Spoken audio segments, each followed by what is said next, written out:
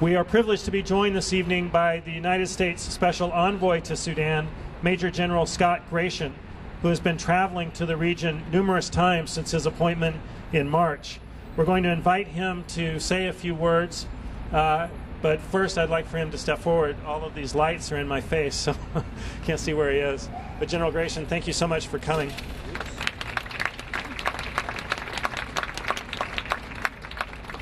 And I'd like to present to you this letter along with the disc of the names of all of the citizens who signed the letters, and hope that you'll be able to pass those on to President Obama. I will. Okay. Thank you very much, Jerry. First, let me say thank you to all of you for coming out tonight. This is really an important occasion, and it's really an important mission that we have. And my sincere appreciation to Jerry and Save Darfur, not only for his friendship, but for the advice and the insights and his perceptions that have helped me to understand the situation better and to formulate the plan of actions that we've been taking there. Let me just also say that we appreciate your commitment and what you're doing every day to raise the plight or to raise awareness of the plight of these people that are suffering in Sudan. And we agree that this is a situation that has to be changed immediately. As Jerry said, I just came back from a trip to Darfur and had an opportunity to see a lot of the people and to meet with them and listen to them and understand their concerns. And it is so clear every time I go there that this is a situation that must be changed immediately. The conditions that people are living in the IDP camps, and just the sheer numbers of people that are in IDP camps in Darfur and refugee camps in Chad and the diaspora that are spread all over the world. This is a situation that must change. When I think about kids that may have come to these camps when they were 12 and now reaching adulthood in these camps, it is a situation that has gone on too long, a situation that must change. And let me just tell you very briefly the 5 areas that we're working in. First of all, we had a situation after the NGOs were expelled where we had people that were potentially at risk in these camps. With the onset of rainy season, with the lack of supplies, of water, of hygiene, sanitation, we had to take actions immediately. And I've got to take my hat off to the NGOs that remained behind. They opened their doors and just expanded their operations and were superb. The United Nations did the same and were absolutely tremendous in picking up the gap. And then we were able to work with the government at Khartoum to be able to get new NGOs back into Sudan.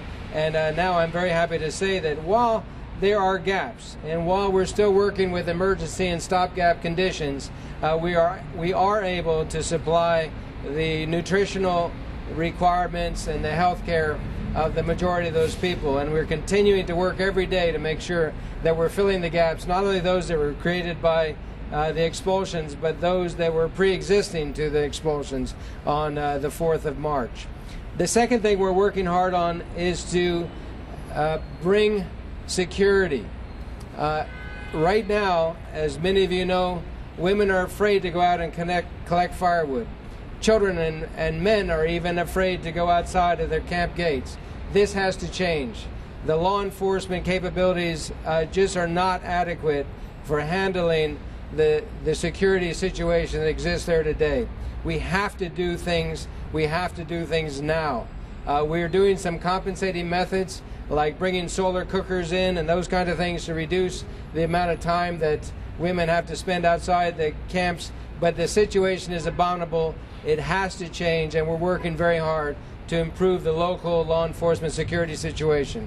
We're also working with the government of Chad and the government of Sudan to reduce the proxy war, primarily with GEM and the Chad rebels, because that has to stop. The effects of fighting and bombing have been terrible in terms of dislocations with people, and that has to stop right away, because it is just unfair, wrong, and that has to end so that people no longer are pushed into these IDP camps. We are also working with the civil society to make sure that they have a voice in this process.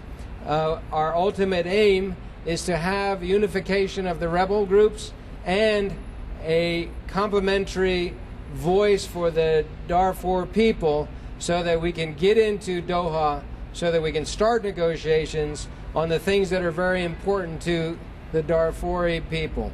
Things like land reform, wealth sharing, power sharing, compensation. These issues have to be grappled with immediately.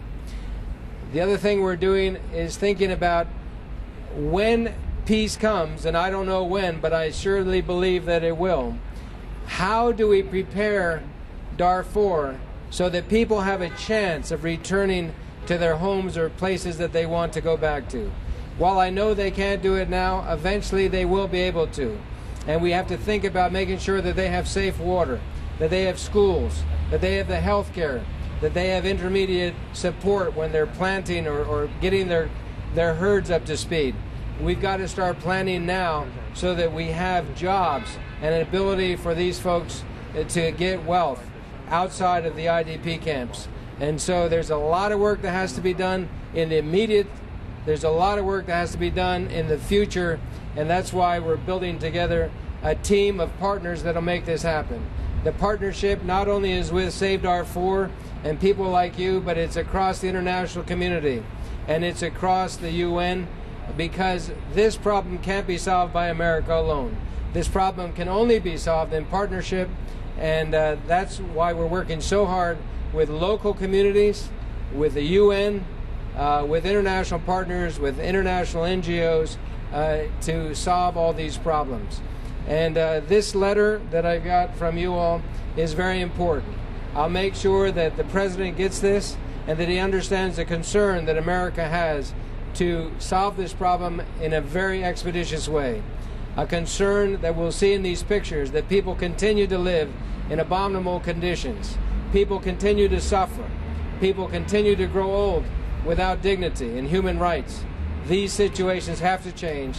What you're doing is so important to bring the visibility and the pressures to bear so that we can take the appropriate actions in Darfur to make a difference in the lives of people who deserve this and a lot more. So Jerry, thank you very much for making this happen. It's a pleasure to be here and an honor to be associated with each one of you.